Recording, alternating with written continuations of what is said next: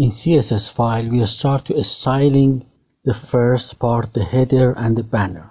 So the first thing we need is to make sure our browser, our file in any browser is reset. So the star, curly bracelet open, margin and padding 0, box sizing, border box.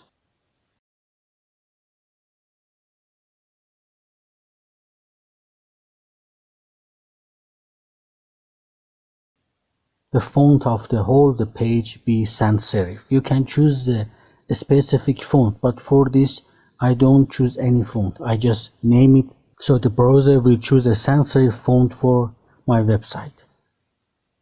All the UL and nav tags for the list style I want to be none.